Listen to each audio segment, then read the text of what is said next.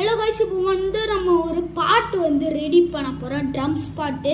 என் friend drums பாட்டில் தான் நம்ம ready பண்ண போகிறோம். கைஸ் கேளுங்க.